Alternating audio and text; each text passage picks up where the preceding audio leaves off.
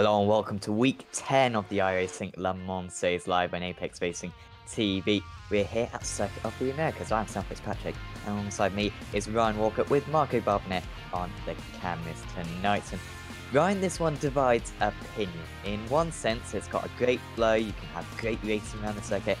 In another sense, it's a lot of off-camber, unsatisfying, slow corners. Whatever your opinion of this circuit is, I'm sure we're going to be in for another very good race. Yeah, absolutely. Good evening, everyone. Good evening, Sam. Yeah, Circuit of the Americas, or COTA as it's for short term. Yeah, COTA is one of those technical tracks that seems to, as you say, divide opinion or divide views around here. Yeah, it's one of those tracks, technical but flowing tracks. If people seem to like or dislike or don't seem to like it at all. But yeah, I think it's always produced great racing in real life, and also, yeah, I think this evening we should be in for great racing in the iRacing Le Mans series. Yes, absolutely. The car's just gridding up now, and it's Tom Micklemore on pole position in the LMP1. So that's a very good lap time. He's ahead of Ashley Owen by about 0.4 of a second. Patrick Wall, well, how often do we see that? Not on pole position, but you would still be one of the favourites, certainly out there. Matt Farah very close, so, and also Dominic Barber. So the top 5 in that LMP1 field within about half a second of each other. Could be a very competitive race at that. In the LMP2s, Pascal Sticks on pole position. He just about beat Johan Huff to pole position. There's Orlean Tal in 3rd, Robin Bonden in 4th, and Sven Newman in 5th position. He's been very strong in recent weeks. And then in the GTEs, Ricardo Castrolado starts on pole position by a couple of tenths as well, so a very good lap. And then had a Mac Backham. Great to see Mac around in this split. And then behind that is Yannick Lapchin, Camille Franczak, and Antti Turho rounding out the field. And also, not rounding out the field, rounding out the top 5 behind that Alexander Voss as well. I've heard, Ryan, 7.1 strength of field in that GT field. It shows when you got Kei Kashibe in the bottom half of the field. It's quite extraordinary, the quality of that class. Yeah, I was quite surprised by the strength of field for the GTE class before the start of the broadcast. I was gobsmacked, but it just proves that we've got really good quality of drivers in the field, and to have that high strength of field in the GTE class just proves that, yeah, this series has a really good turnout, especially on a Wednesday evening when we do these broadcasts. Yes, absolutely. It's one of the kind of premier official series is this one. And, well, usually the racing matches up with that as well. But like I said a few moments ago, the LMP1 field super competitive today, Ryan. We rarely see a proper fight for the lead in these LMP1s. I'm hoping that this is the day when we are going to have a proper battle, because that top 5 look ever so close. Yeah, absolutely. Just looking at some of the names of the drivers for this field, especially in the LMP1 class as well. When you've got the likes of Owen, you've got Wolf, Farrell, Dominic Farber as well. You've got Syandra, who I speak to sometimes, and yeah, also some of the top names in the GT class as well. We should be in for a great racing this evening in the LMP1 class and the GTE class. Absolutely, and of course the P2s as well in recent weeks have been very good. We'll keep an eye out on that one, but just got one more corner to go. Tom Micklemore from the pole position. I'm not sure if he's taken a pole position so far this season. We haven't seen too much of him. Well, we're going to see plenty of him today, hopefully, because he'll round the final corner. Can be a bit of an awkward start around this circuit. The green flag comes out a bit inconveniently sometimes. But Tom Micklemore has got an awesome start. He straight away pulls away from the rest of the field as they deploy their battery down this straight. Are we going to see any moves going into the very steep turn 1? 20-meter climb into this turn 1. We almost see a little bit of contact. Micklemore is wide, and he's lost the lead to Patrick Wolf. Well, he starts in 3rd place. It didn't take him long to get into the lead. We've got a change for the lead in the LMP2s as well. Pascal Sticks losing out to Johan Hart, Orion Talman as well. Very close, just behind. And in the GTs, we've almost got 3 wide. And I think there may have even been a bit of contact as well as they all scream into turn 1. It's Mac Backham who's taking the lead. So the 3 pole sitters all lose the lead. Alexander Voss moving up into 2nd place. He's up 4 positions according to my screen. Ricardo Castrolado not a good start. And that turn one, right, that was a lot of action. Yeah, that was mayhem. That was. I just switched back to look at the GTE class at the start, heading into turn one, and yeah, free wide into turn one. I thought there was going to be some contact or an accident, but strangely or oddly, they managed to make it through in one piece. Absolutely. That's 7.1 K strength of field, I guess, for you. That was fantastic avoidance. Out in the lead, though. Oh, and actually, we've got a move for third position. Orion Talman having to, actually losing out to Sven Newman then. So Newman's been very strong recently as we... Oh, of course, yeah, we saw some passing around this corner in the F1 very recently, and also got a move here. Turho and Lapchin as well. Lapchin's got a little bit of a poor start, starting in third place. He's down 3 positions so far. We've got a little bit of chaos. This part of the circuit, you can go side by side for, well, pretty much the end of the lap. Barcelona getting a lot of curb there. And well, whilst this section of the course isn't the best for driving, Ryan, that final sector can produce great racing. Yeah, absolutely. That part of the track, it's especially that back straight. If you get a good exit on the hairpin heading onto the back straight, you can get a good run on someone and possibly try and make a move at the end of the straight. And yeah, as we just seen there, that part of the track. You can make a move there, but it requires cooperation between both drivers. Yes, absolutely. And yeah, quite a wide part of the circuit, but yeah, you can easily get an instant. Tom Micklemore, he was leading going into turn one. Well, I'm not sure if he's going to be second in a few moments' time, but he's very under pressure from Ashley Owen, who, well, he was looking as though he was going to play a little bit more batchy, just backs out of it in the end. And a little bit of a slipstream there at the same time. All these drivers in the Porsche still seem to have quite an advantage in the balance of performance.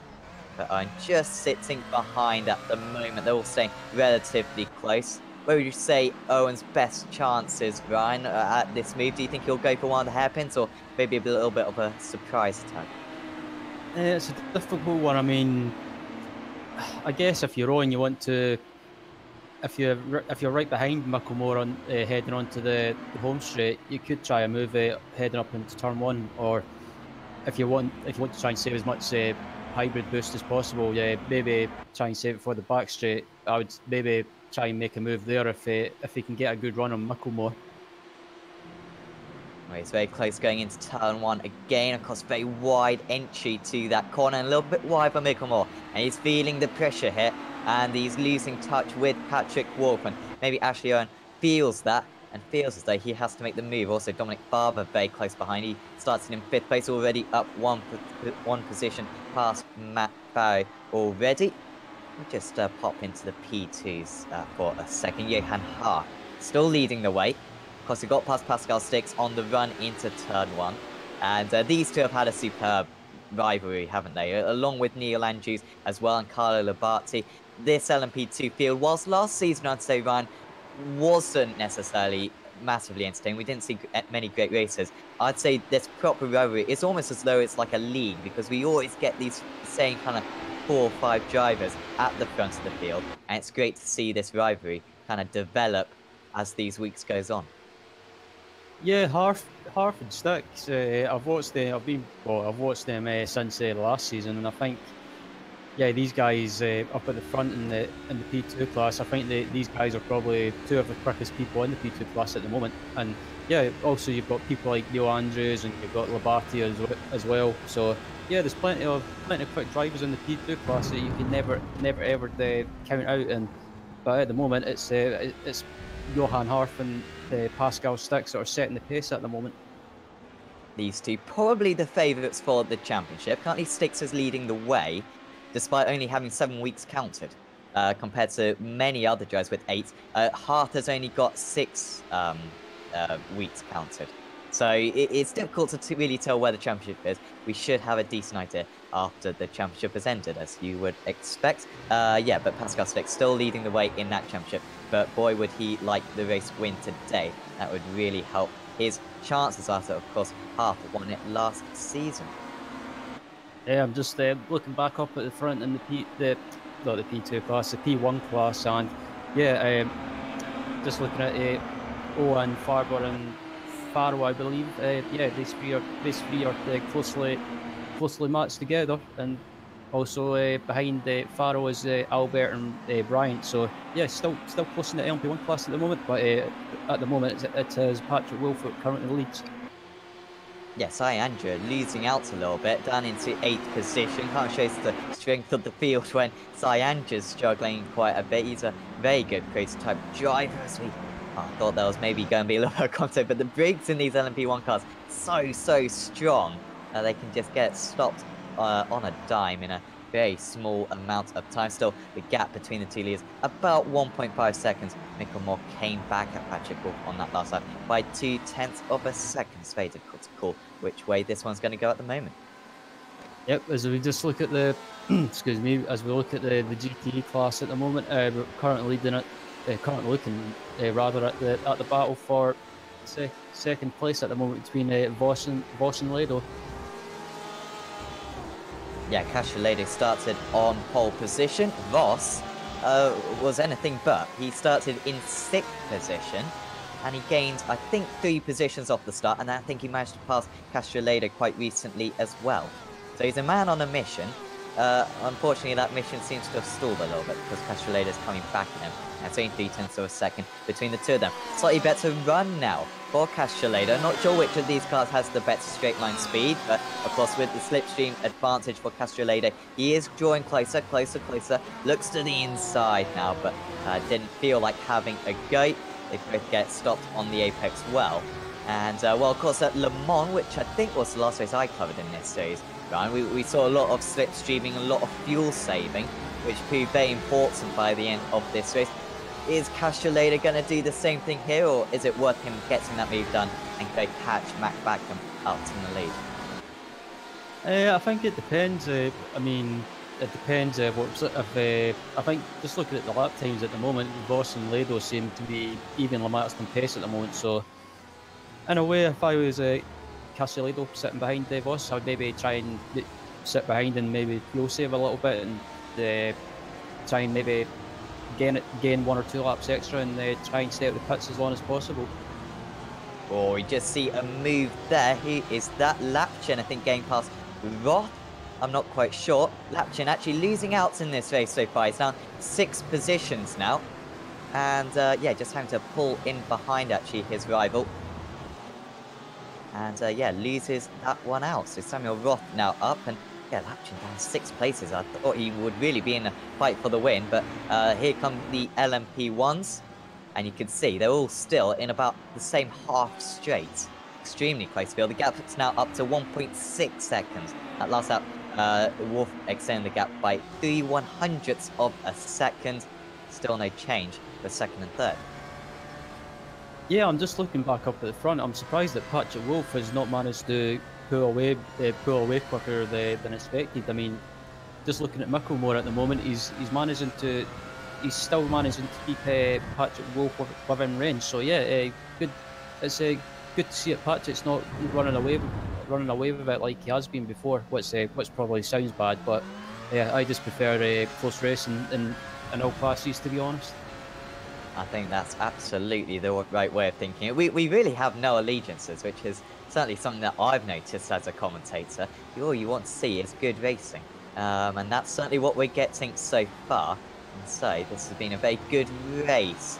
A little bit wide for Micklemore, but he's okay. And now, through this part of the circuit, 1.8 seconds, it's not 1.8 seconds anymore because Micklemore is right on the back of Patrick Wolf, and Wolf can't even get the move into that very wide corner. And look at this, the top 4 in the LMP1 field line astern as they go round the outside at Turkey Turn. Nate Wolf onto the AstroTurf, and I thought that may drag him a little bit wider than it did, but still they're slaloming their way through Micklemore. Very efficient through this. They've just got one more. Oh, and there's a couple of cars round. That is Barrow. So the driver who was running, I think, in 5th position, and he's gone straight into the pits, seemingly quite severe damage. Yeah. Oh, we might have more contact. Sorry, Ryan. No, I was just going to say, I think when I caught that accident behind, I think excuse me, I think Farrell might have had contact with a GT car possibly, or another P1 car, but it was hard to see. I think it was Samuel Roth who got spun round. The driver who had just got past Lapchin, but well, he's certainly behind Lapchin now. Unfortunately for him, these LMP1s just having to desperately try to get their way through. You really cannot hesitate, because once you get behind going into those exits, it's very difficult to get the moves done. But yeah, just to clarify, there's been no changes through that field. I think Bryant actually got ahead of Albert. I think that's about it. As the battle for 5th and 6th. So apart from that, these top 3 staying the same. As yeah, we just see these GTEs, not too many more for these LMP1s to pass now. Yeah, so as we look back through at the P2 field, I should say, yeah, Pascal Stux is still keeping Johan Harf very honest, and he's not letting Harf get away. And yeah, just sitting back, having a good view of this battle for the lead at the moment is Newman. So yeah, it's still very close in the P2 class between the top 3. Yeah, evolving really interestingly. On that last lap, Newman was half a second faster than these top 2. Just behind that was Orlean Talmon, who was a second faster than the LMP2 leader. So hopefully we're going to have a 4-way battle.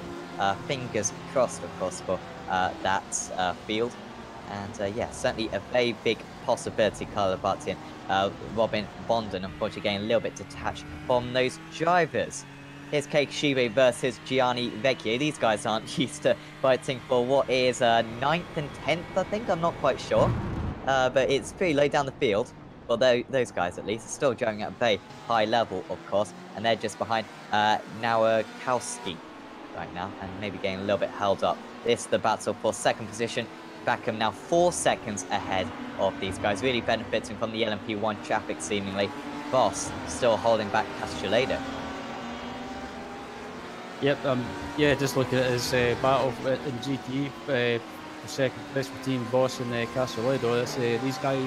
These guys haven't separated at all since the start. So yeah, it's just proving that once again that the GT class is probably, for me anyway, it's probably the best class in the series, just because there's always a close battle going on, and also produces great racing. Absolutely. Usually it's for the lead. Unfortunately, I'm not sure if we're going to have one. Stick around though. You know, it's not all over. As we saw around a certain Brazilian circuit the other day, even if you are in the lead, problems can happen, and something like that can happen very easily in this series in particular. This could be a fantastic move from Kei Kishibe, because he's gone round the outside at the hairpin. This is the type of racing you can get in this final sector. Can he just pull ahead Kishibe? He tries to cut him off, and actually does very well. A little bit wide though. And now, coming back is Nowakowski. Tries to go around the outside, but Kishibe has it covered, and that was a superbly executed move there, Ryan. He was on the outside there. I didn't think he was really going to do anything. He managed to go all the way around the outside and pulled it off a couple of corners later. Yeah, that was a great move by Kishibe. He got the run on the exit. Oh, he made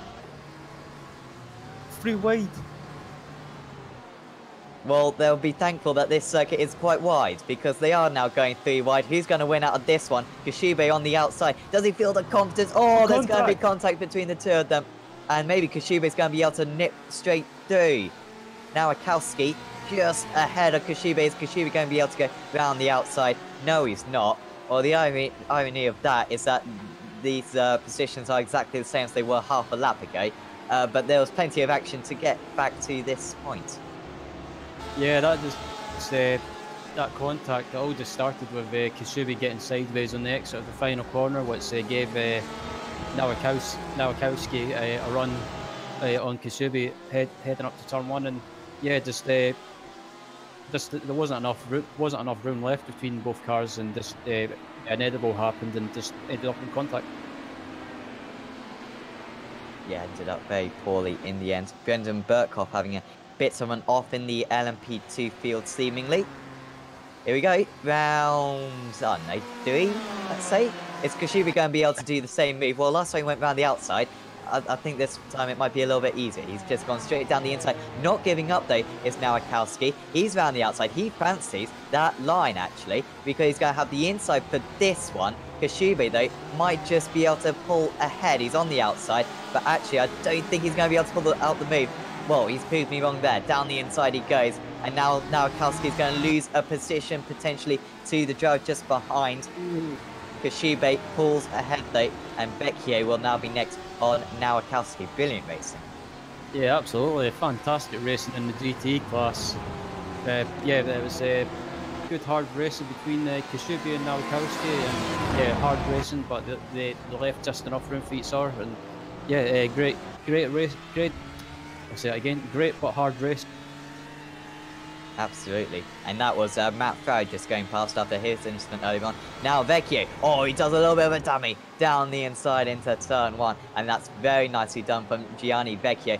Just trying to push out his opponent. There may be been a little bit of contact there. But I think once Gianni goes past the inside, it was inevitable which way that battle was going to go. And now Akowski has lost a couple of positions in the space of a few corners. Yep, as we look back up at the front, and yeah, Micklemore and Owen are still going at it, and yeah, Dominic Farber's not too far behind this battle as well. So yeah, absolutely, yeah, still close racing throughout the field, and especially in LP1. Yeah, this is a proper four-way battle for the lead. Top four separated by less than 2.5 seconds. I don't really need to say that. You can see it for yourselves. And well, still Owen sitting behind Micklemore. Hasn't yet pulled off the move. That last lap, Micklemore made up 0.8 of a second. Sorry, no, he didn't. He lost 0.2 of a second. Apologies. On the previous lap, though, he gained 0.8 of a second. So it's pretty even between the top two. And really, Owen's just following whatever pace Micklemore does. Here's Maria Marcheno. And, well, he's now, he's just got ahead of Lapchin. So Lapchin now 8 positions down from his start. Must have an issue or something, because after a very strong qualifying, he's fallen down the field comprehensively. Coroni next. Yeah, I'm very surprised that Lapchin's so far down in the GT field. I mean, he's normally from times we've watched him on the broadcast on the Apex TV of this series. He's always been right up. He's always been right up there in the GT class, and yeah, it's a bit surprising to see him towards the back of the. Absolutely. If once again, if we didn't know already, these drivers in the GT field they're really good, and these are pro drivers. Remember, who are struggling to finish in the top half of the field. Quite incredible. Because the next season, the pro championship, the pro team championship, will be in the GTE, and I wonder maybe that's got something to do with the high strength of field today, with teams having to qualify, I think, next season or maybe the season after. If you do know, let us know on the YouTube chat kind of what the series will be. I don't think it is next season, otherwise they would have released more about it. I think it's season 2, 2019, when that will start. Very exciting. And yes, going back to the LMP1s, second, third and fourth, closer than ever. Yeah, absolutely. This is a great battle between these guys, Micklemore, Owen, Farber, and Brian, I believe. Yeah, good racing between these guys, and I think this battle could be sorted out in the pit stops, or sorted out by strategy anyway. So yeah, it'll be interesting to see what strategies these guys do. If one of them decides to pit earlier, or some of them tries to go as long as possible. Yeah, certainly. Usually they don't have too much leniency, do these LMP1s, so they pretty much got to go as fast as they can, because they can only go about 35 minutes. So expect them to be relatively similar, but you're absolutely right. An undercut, particularly in the traffic, could work very well. Robin Bonden running a little bit wide there. Thought that was the half for a second there. But he's under pressure from Kyle Labate. Thanks, Fraser, by the way. Season 1, apparently. So I haven't really heard much about it, but it is going to be next season. Just a few weeks away, that series will start, so very exciting. Kyle Labate, though, I don't really want to mention it again, but I am going to mention it again. Le Mans was a very interesting race for Kyle Labate. But today, he's been very clean, I'd say, Ryan. And, well, look at that multi-class racing. Left his rival plenty of room. And, yeah, staying a lot cleaner today, certainly. Yeah, I noticed in the last race that the race after Le Mans, I can't remember what track it is now, which is bad on me, I should remember. But yeah, the race after Le Mans, Carlo Labate, he seemed to calm down with his aggressive driving. He didn't seem to overdrive or make any silly moves. He was set as we see a P2 car run wide on the curbs. Oh, we could have 3 wide. Could have been a whole lot worse. Who was that? I think that was Bonden. He just ran a little bit wide. Might actually lose the position to Labate. I think he's got to slow down. Anyway, sorry, Ron. No, that's fine. Yeah, I was just saying that Labate he seems to have settled down now. He's not erratic or over aggressive like he was at Le Mans. He seems to have learned his lessons so far. But yeah, I don't want to jinx that. Absolutely. Owen gets ahead of Mickelmore. So it was a very nice move into the hairpin. And, well, they've dropped about 3.5 seconds off the lead. That's probably not pace. That's most likely just, you know, traffic. You know, it's really fortunate, really, when you get into the traffic.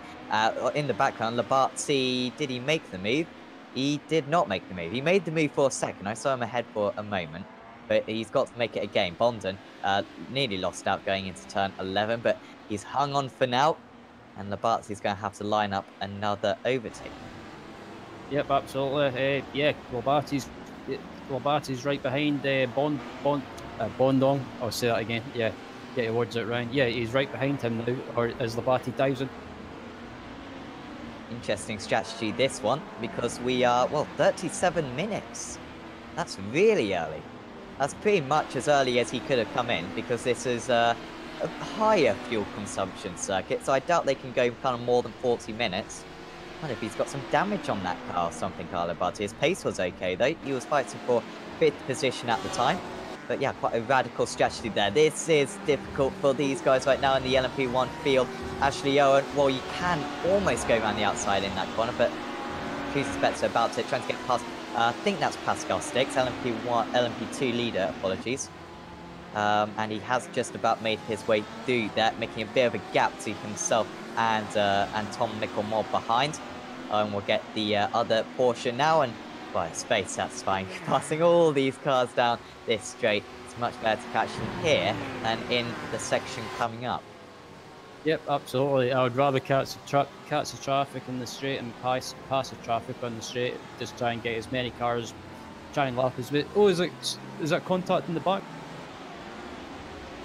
Not sure who that was losing out. It was Dominic Farber. One of the oh, and there's nearly contact as well with, I think that was Bonden. Or it may have even been Hart, actually. I think that was Johan Hart. Second in the LMP2 field. But yeah, losing out there, Farber. He was running in 4th place. He was only about 5 seconds off the lead. Well, he's more than that now. He's 10 seconds off the lead. A really big moment there for Dominic Farber. That might just be his chance of a podium potentially over. Yeah, I'm not sure. Not as Dominic dives into the pits now. I don't know if he's got damage or not. But yeah, I think he might have some damage. Yeah, I think so. We have had a change for the lead. No, we haven't. Apologies. There was no change for the lead in the P2 field. Hart is pulling away, though. He's 5 seconds ahead. And that's why we've got this battle. Pascal Sticks versus Sven Newman. Newman was absolutely racing along earlier on, but, well, he has caught the driver in 2nd place, but he's lost touch with Hart, unfortunately. Only 0.2 of a second between the pair of them currently. Yep, yeah, we're just watching the battle in P2 between the two, Eivor Vervatic, I think that's how you pronounce it, the two teammates anyway, yeah, going at it. So yeah, I think these guys just lost some time in the lapping traffic and also being lapped, and it's gave Johan Harfa a chance to scarper away and build up a bit of a lead. Yes, very useful few laps. Talman's not too far behind these guys either, 1.9 seconds behind. But his charge from earlier on has also just curtailed a little bit, but could certainly be in a fight for a podium very soon. He is closing in on these drivers. Yep. Yeah, we're just looking back at back in the GT field at the moment. Leader in GT at the moment as it stands as Matt Backham, followed by his teammate in second place, Castelletto. So yeah, Coando are having a good race so far with a 1-2 in the GT classes. Yeah, Backham was pretty handy around here in the World Championship Grand Prix series. Managed to get second in the season finale. Ended up third in that championship overall. Pascal Stix is in. So another HPD who's into the pits very early. Only 26 minutes into this race. And okay, he's into the pits once again. So Sven Newman, well, that's ideal for him. Gets a bit of clear space. And go and catch Johan Haaf potentially. Also, I would just like to apologise to Matt Backham for not really covering him too much. So I think that's only about the second time we've seen him. Now the third time we've seen him, so this is the camera time he deserves. But make it more difficult for yourself, and then we'll show you more. Instead, he's 5 seconds ahead of Ricardo Castelletto, maintaining that gap to his teammates. And yeah, just seems to be quite a swimming lead drive so far for Matt Backham in the Texan Sunset. Also, I would just like to say the national animal of Texas is the armadillo. Didn't know that, and that makes me very happy. So there you go. That's your uninteresting fact for today about Texas. Yep, I'm just looking to see if there's any other battles in P1 or P2 at the moment. It seems to be since some people have pitted. It seems seems to have spread out a little bit. Yeah, I'd say so. Actually, the opposite is happening in this LMP1 field, and we might just have a change for lead because Ashley Owen has taken the lead in the LMP1 field and the overall lead as well. Well, that was opportunistic to say the least. Wolf just getting a little bit of wheel spin coming out of the final corner, and well, Ashley Owen pressed the big red button, went very, very fast, and up into first position. Yeah, that was a good move by Ashley Owen. He pounced on the chance when he seen it, and yeah, Patrick Wolf just got sideways in the final corner, and luckily Ashley Owen was right behind there to pick up the pieces and take the lead into turn one. So yeah, good move by Ashley Owen at the moment, and slowly scampering away. Well, you wonder, maybe that battery deployment, is that going to cost him made down this back straight? Patrick Wolf, is he desperate to get back that race lead? He's used to having the race lead. He's led the race since the first corner, remember, when he went from third to first in just a few meters. But again, not deploying as much energy down that back straight. A little bit held up there maybe for Ashley Owen, but if he can get past this LMP2, well, Wolf got past as well, so he can't quite pull away. Should be a race-long battle, this one. Mikkel Moore 3 seconds further behind, and then Maxime Bryant 6 seconds behind these drivers. So could turn into a bit of a duel, but hopefully we'll have a couple of other drivers taking part in this show as well. Yep, there's excuse me. I think yeah, some people in P2 are starting. Other people have started pitting in P2. I think yeah. Another person to pit in P2 was Richard Hounslow, or Hounslow, I can't say that name. Hounslow? Hounslow, that's it. I'd go for Hounslow. So yeah, he's pitted. So we've got Bonden, Burkhoff, sorry, not Burkhoff, Labarty, Bonden, Stix, and Hounslow so far into the pits in the LMP2s.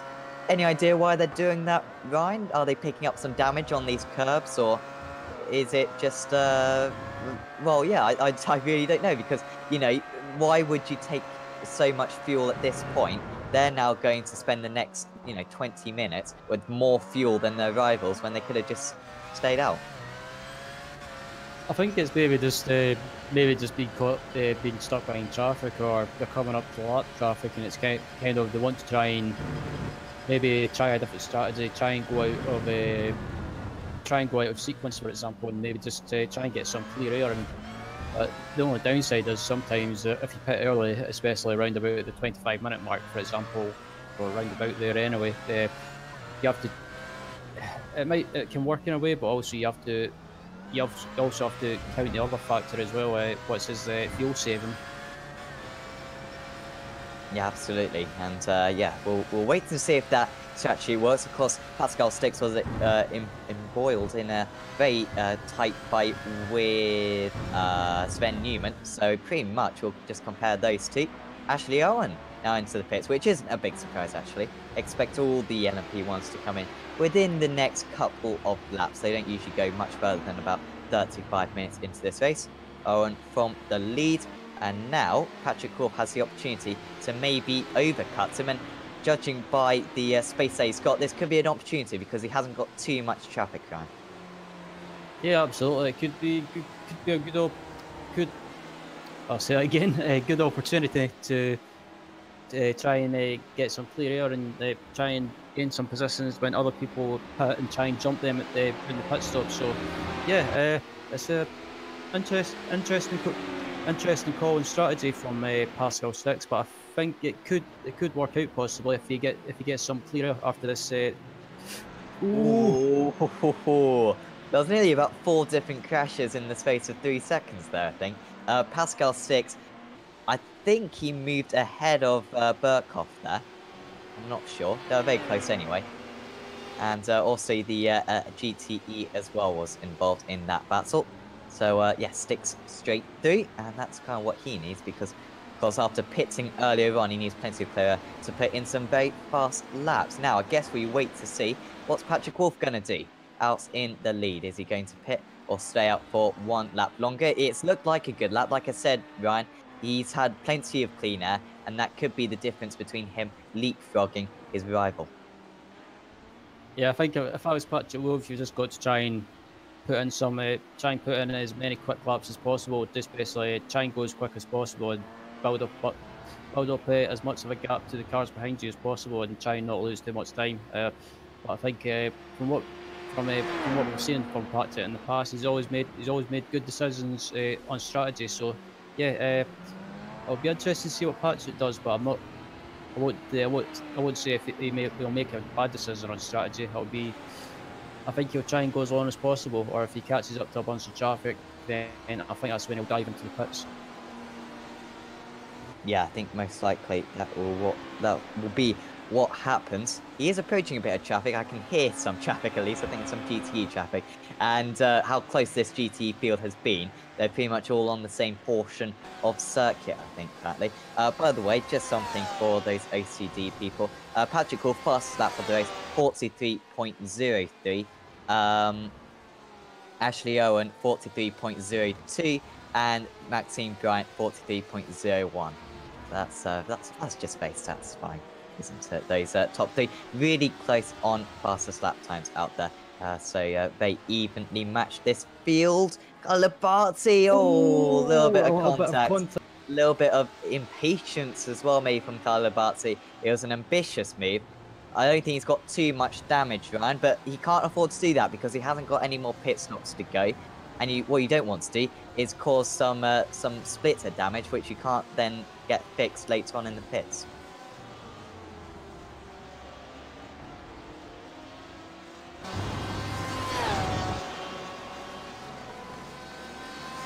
I just heard that Pascal Sticks had a 42-second pit stop, which is considerably longer than the other pit stops. I think about 15 seconds longer than the other pit stops out there. So issues for him.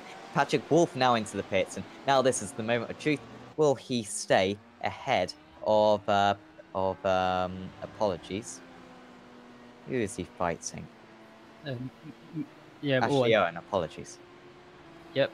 Ashley Owen is just heading around the final few corners now.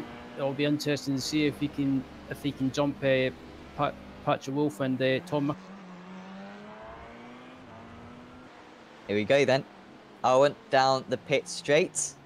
They haven't been released yet. Wolf coming out of the pits now, and Ashley Owen retains the race lead Wolf, if anything, losing a little bit during that time. Judging by lap times, I think Owen had a couple more tenths, 43.5, and I saw Wolf's last lap time was about a, well, actually a 44.2. So lost about half a second on that in lap, and now Ashley Owen retains the race lead. Yeah, that was it. Owen, no, excuse me. Owen had to do what he had to do on his out laps after his pit stop. He just put on some really quick laps, and yeah, those quick laps have managed to get him ahead of Patrick Wolf during the pit stops. And yeah, good job by Ashley.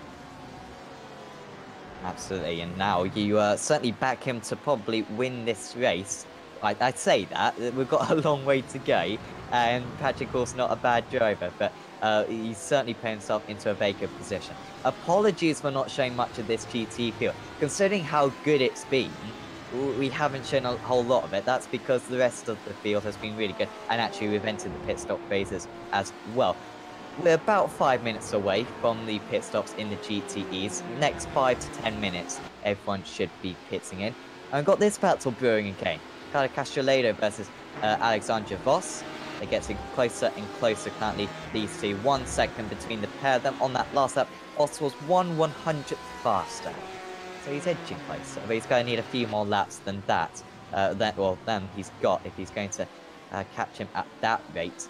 These two still quite a bit far behind Matt Backham, about 5 seconds behind. Yep, yeah, Matt Backham's just been in a land of his own at the moment in the GT class, and he's not really been challenged, to be honest. He's just been pulling away, and just no one's been able to throw a torch at him. So yeah, probably a good race by Matt Backham, and yeah, I think the closest battle in GT at the moment is, from what I can see, is between Castellado and Voss. You do wonder if there wasn't those changes of position into turn 1 in the GTEs, if maybe Backham hadn't have gone from third to first in that first corner, whether or not Backham would have been able to make his way through the field or not. You assume that he would have done, but it still would have been a very interesting battle. But we've got this very interesting battle instead. Carlo Castellado versus Alexandra Voss. Of course, two of the top sim racers in all of iRacing. Let us not forget. And yeah, they're doing battle currently. On that last lap, Castellado was 2 tenths faster than Voss, so just edging out that gap ever so slightly. Yep, yeah, I'm just looking through the P2 field to see if there's any close battles at the moment. Yeah, P2 at the moment is still being led by Johan Harf with Sven Numa in second, and Orly, I can't say that name, Tolman in the third place in P2. So yeah, it's still the same names up at the front in P2. Yeah, it was unfortunate for Pascal Stix. He had a 42-second stop. Otherwise, I think he could have challenged Johan Harf for the win. Yeah, I think so. And, well, maybe the reason why he came in so early was because he had a bit of damage.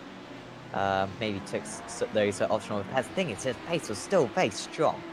So it's odd, but maybe just smacked a curb or something, and that was enough for him. And, yeah, he's fallen way down the field. He's behind Carlo Labate, who's also pitted. And Labate was, well, about 10 seconds behind him when they came into the pit. So that's how much time he's lost, unfortunately, Pascal Stix. And his transfer podium very difficult now. Johan Harf into the pits. Race leader since corner 1. And, well, this should all go well. And, well, he won't retain the lead, I believe. He hasn't got that big a gap. But, well, he's got about 9-second gap in real terms over the rest of the field. Yep, I'm just watching Harf, what he does in his pit stop. Yeah, I believe that'll just be fuel only, and he'll be on his way. Yeah, I think Harf should come back out round about P4, P5 and P2 class. I think that's about right. He is 4th position, just ahead of Ronald Gross, who we haven't actually talked about so far. So, yeah, well done, Ronald. You're doing well. Up 6 positions from his start, and running in P5, hasn't pitted yet though, so is likely to fall down about 3 positions most likely, but still very decent effort from Ronald Grace today. Yep, as yeah, we'll look back up. We'll look at his battle in the GT class between Janet Lapchin and Nowakowski. So yeah, these guys haven't really been separated since the start of the race or in the first half of the race. So yeah, these guys are still closely matched together.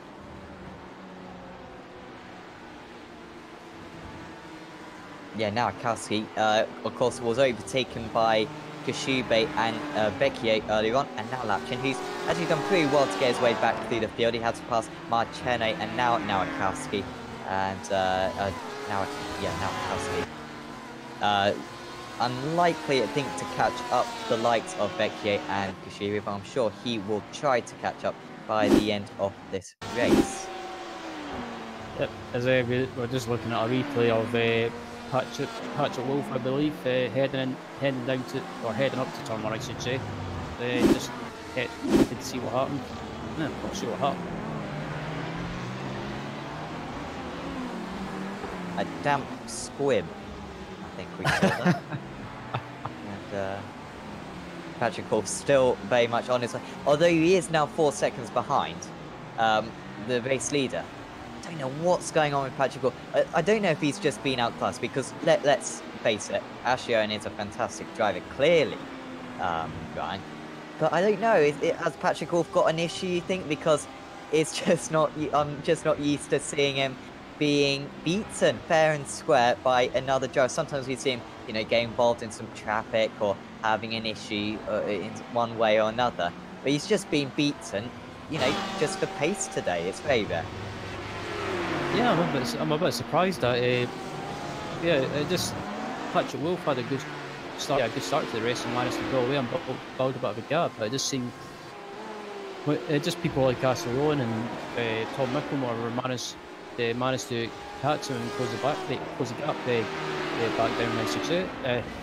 Yeah, managed to catch him again and I don't know, as you say, I don't know if Patrick's got an issue or just he's not as quick as Ashley Owen, but Ashley Owen is doing a brilliant job at the moment to lead this race and pull away. Got a fantastic battle in the LMP2s currently. All these guys have pitted, I think. Talman, Frick and Labate. And Labate's going to try to get past Frick. Now, are these two teammates? I think they've got the same livery on. No, they don't. I think they've just got the same colours. They're all running red. Oh, this could be very dangerous from Labate. Just about misses. Sorry, yeah, that was dangerous from Frick, I think. Almost going into Labate. Apologies.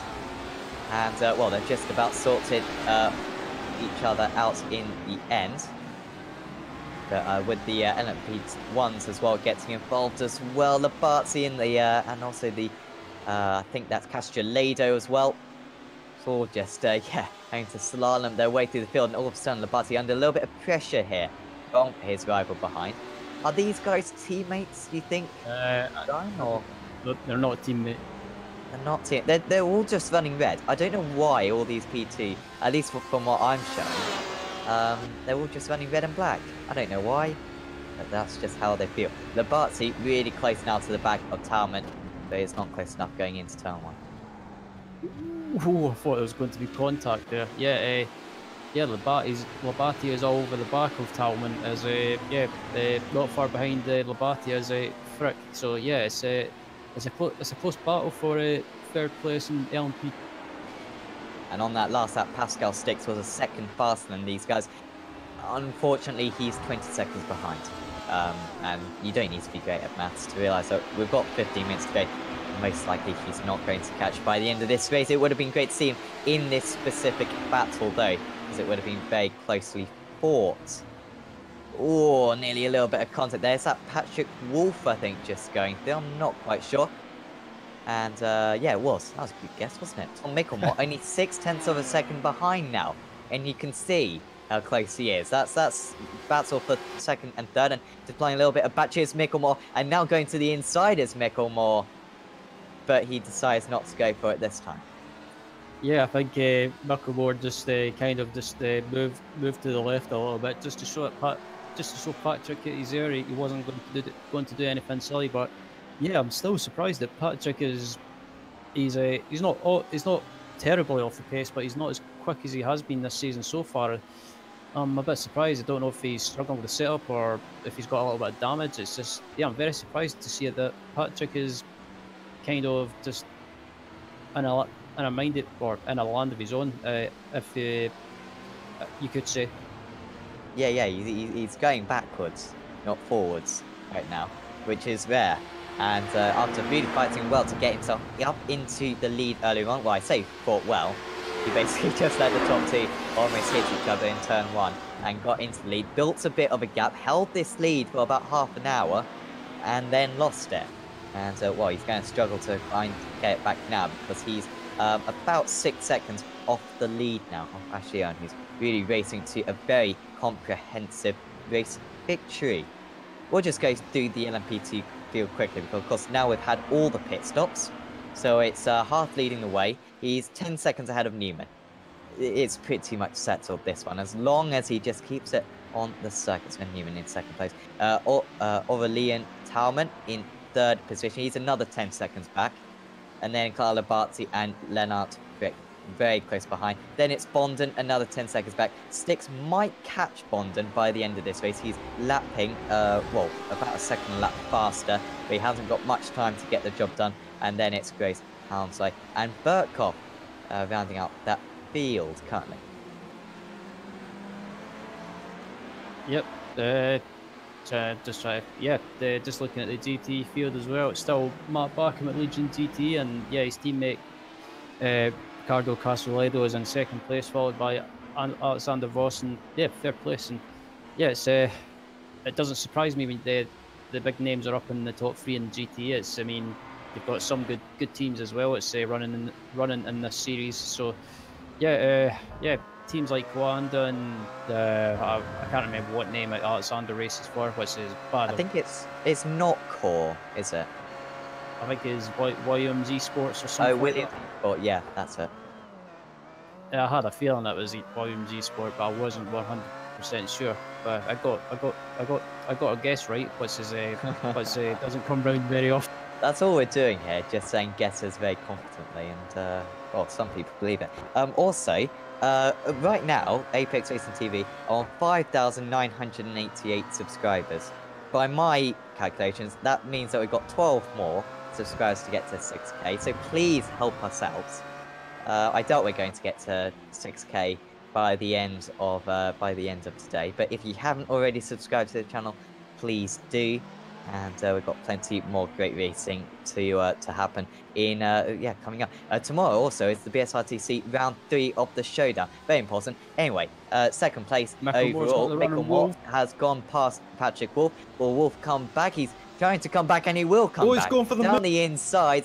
Is he going to get it stopped? No, he's not. It was a valiant defense from Patrick Wolf. It wasn't quite enough against the Team Bushfink driver, and Wolf has gone from first to third in the space of about 20 minutes. Whoa, as Patrick tries to go for a move again. Yeah, that was a good move by Tom Micklemore. He managed to get the move done, and then Patrick thought, I'm not letting you go that easy. So he decided to dive up inside and just carry too much speed and ran wide. But unfortunately, Tom's managing to run away with it now. Tom's managing to run away with second now. Here was the move, using the big red button, as I call it, to get ahead. You'll see a car dive down the inside here. There he goes.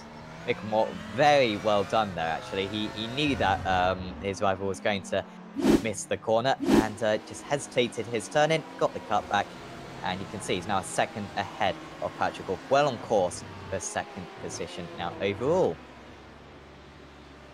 Mac Backham is into the pits, and I don't know why I'm getting excited, because they're all coming into the pits. I thought that was a second pit stop one, but no, they're all coming into the pits now.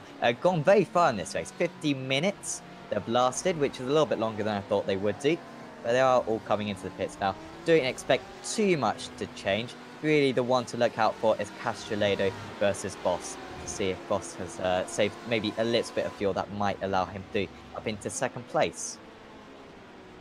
Yeah, it'll be it's going to be interesting to see how this battle for second place between Castelletto and Voss pans out. I think this battle for second place is going to go right down into the final few minutes. So yeah, just looking at Marcelo as well. He's just came out the pits as well. So yeah, it looks like all the GT cars are just trying to go as long as possible in pit. Yeah, seemingly. I don't think there were really too many kind of real close groups, so the undercut wasn't particularly necessary. Backham, by the way, did lose a bit of his gap. He was about 5.5 seconds ahead. He's now 3.5 seconds ahead. So it's a bit closer, but I don't think it's going to change the outcome of this race. Backham's still looking very strong in the lead. Still this one going on for third position. Talman and Labate. Frick just getting a little bit detached now. He's 2 seconds behind. But yeah, that's both still very much alive. Yeah, I'm just looking at the gap is the gap between Tom Micklemore and Patrick Wolf, and yeah, Tom Micklemore has managed to pull away quickly and build up a bit of a gap. Yeah, the gap between Micklemore and Wolf is around about 2.5, 2.6 seconds. Well, you have to start thinking now. Patrick Wolf isn't too far ahead of Maxime Bryant even. So that's a bit concerning. 3 seconds now between the two of them. And, well, that gap at one point in this race was about 10 seconds, I think, or maybe 8 seconds-ish. So he has brought it down. It's down to 2 seconds now. Surely Patrick Wolf has got an issue up there. He seems to be struggling down the straight because, as I'm talking, the gap's gone down to 1.9 seconds now. So maybe a fuel issue, maybe an area issue, hit a curb or something.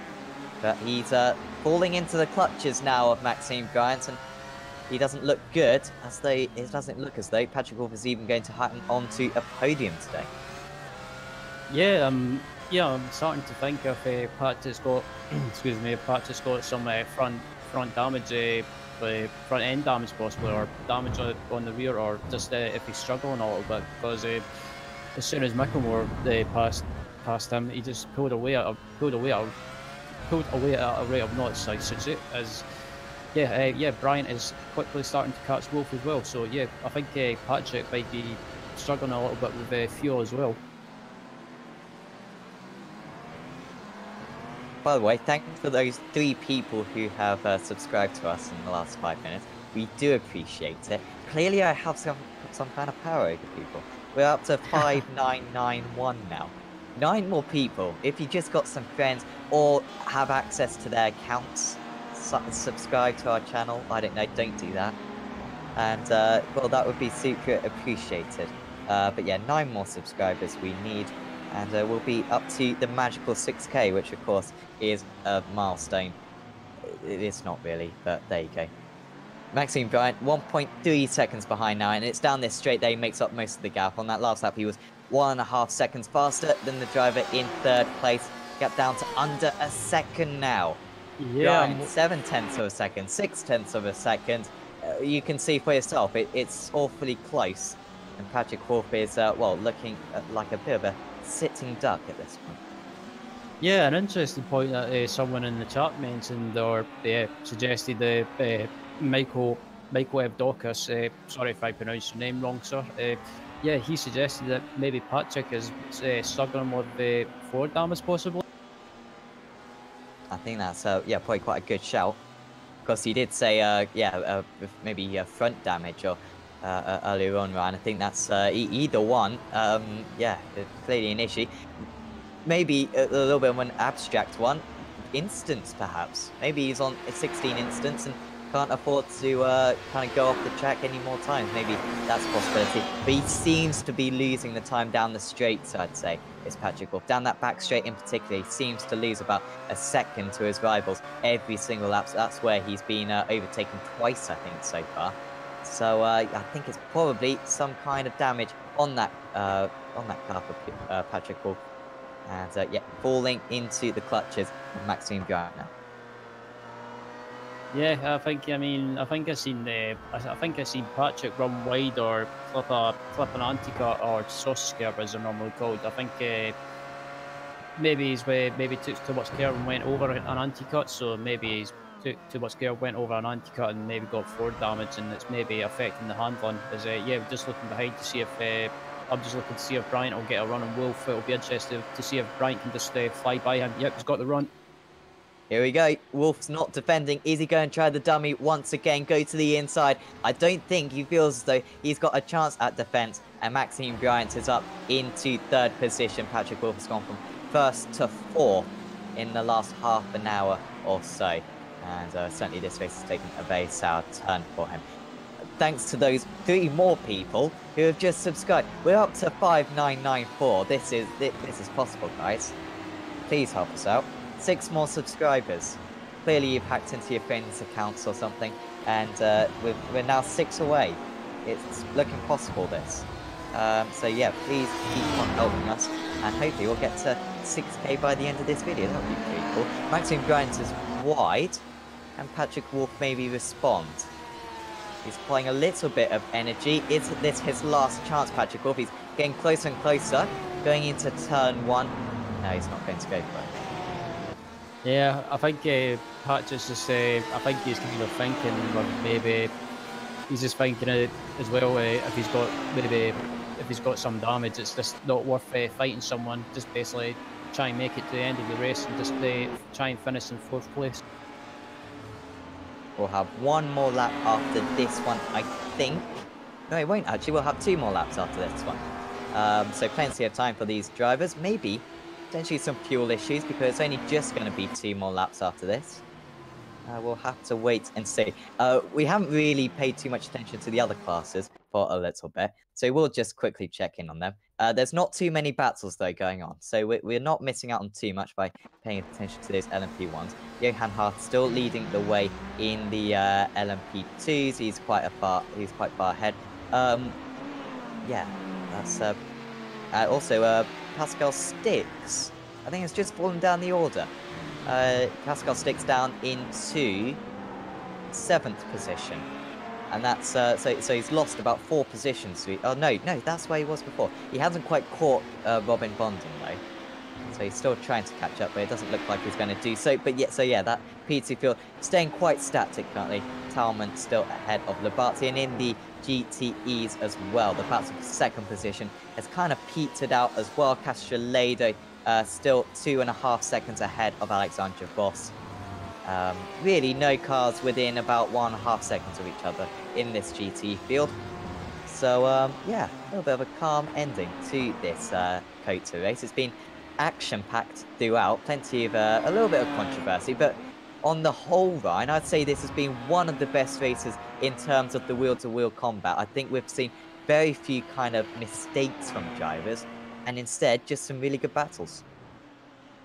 Yeah, the standard of driving throughout the whole field has been absolutely fantastic. There's not been anything like over the top or controversial to talk about. Some contact in the early stages of the race between some cars, but after that, it just seemed to settle down in the LMP1, LMP2, and GTE field, and yeah, it's been great racing throughout the whole field, and yeah, fair play to these guys. They've put on a good show. Absolutely. 55 seconds to go. Ashley Owen is going to force us to do 1 more lap, which we're very grateful of course.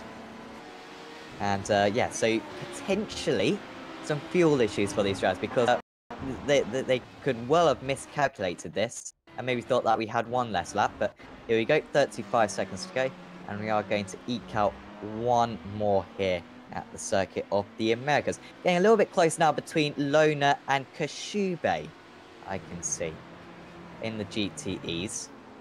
About 0.8 of a second between the pair of them. Kashube on that last lap was about a 1/10 of a second past. He's 3/4 of a second behind now, and now he's got that slipstream as well on his rival. Good to see the Ferrari represented out there. Recently, the balance of performance has really swung in the direction of the Ford in particular, and also the Porsche. Kashube driving very well out there in the Ferrari, and it's only 0.8 of a second behind his rival. This, the battle for 6th place. Yeah, and I believe these guys are teammates as well. Lena and Kasuba are teammates, but in two different cars or different manufacturers, you could say. Yeah, still good to, as you say, it's good to see the Ferrari out here being represented. I mean, since it came out, the Porsche has probably been the car that's been used the most by most people, probably because of how can I put it, OP. Yes. I think that sums it up.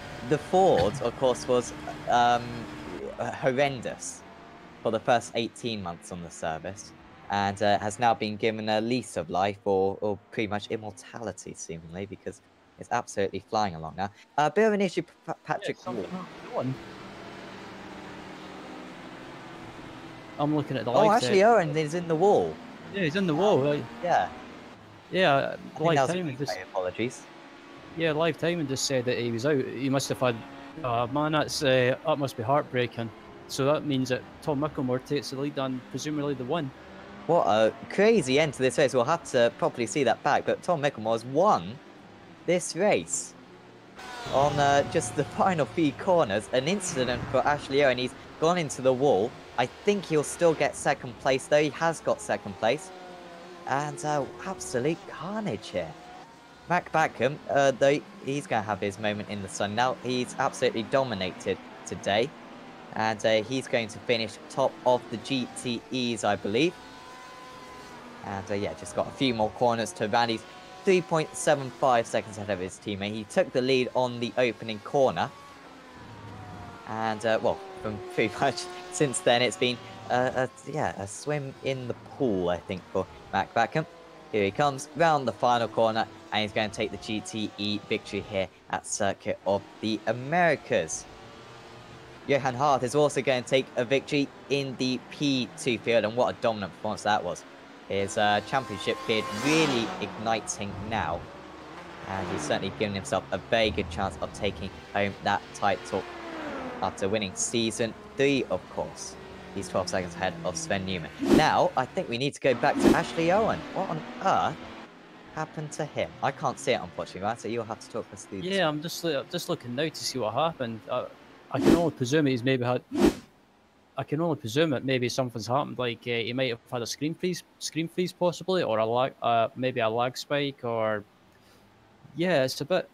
The only thing I can, yeah, I'm just looking at the replay now. It just as if he has no control. Maybe yeah. My only guess is a screen freeze, and he's had no control of the car, and it's just went into the wall. That's yeah, absolutely heartbreaker on the last lap as well, because he was doing such a good job, but Tom Micklemore was there to pick up the piece and takes the win in the LMP1 class. Yeah, that's absolutely heartbreaking for Ashley Owen. That sees due some luck, let's say. Buy a lottery ticket or something, because, well, of all the times for that to happen, that was a very unlucky one. And Tom Micklemore takes the race victory in the end in that LMP1 field. Deservedly so. He drove a fantastic race. But yeah, maybe a little bit sour in the end, but he'll certainly appreciate that one. 5 seconds ahead of Ashley Owen in the end across the line. Maxime Bryant did well to finish only 9 seconds off the lead in third. Patrick Hall fell even further back. Maybe fuel issues or something in those closing stages. He finishes in fourth. Cyandra finished in fifth. And then Julia Cruz Albert finished in sixth place. In the and also, of course, Langer, Faber, and Barry did not finish. In the LMP2s, Johan Hart took away the race victory ahead of Sven Newman by about 12 seconds. Aurelien Talman was a further 10 seconds back. He had a good battle with Carlo Barty. Lennart Frick wasn't too far behind either. There's Robin Bonden, Pascal Stix. Either had a damage or a speeding penalty. We're not quite sure. He had a very long pit stop, though. He finished quite distant down the order after starting on pole position. Ronald Gross finished behind him. There was Richard Hounslow, Brendan Burkhoff, and Alcides Diaz.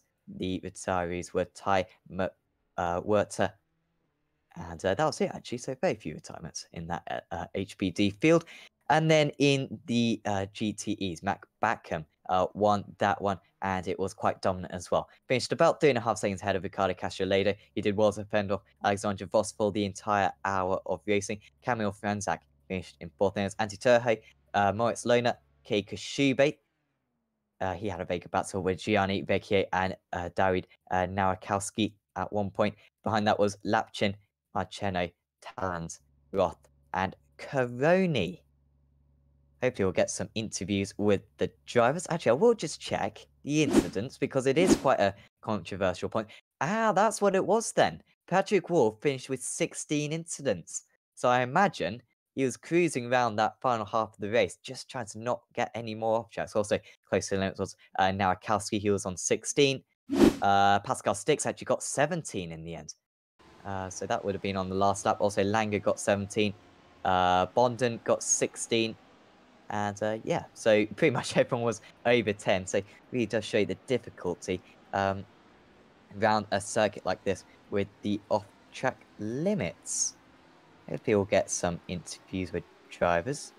Duran. Who is Duran? Very confused.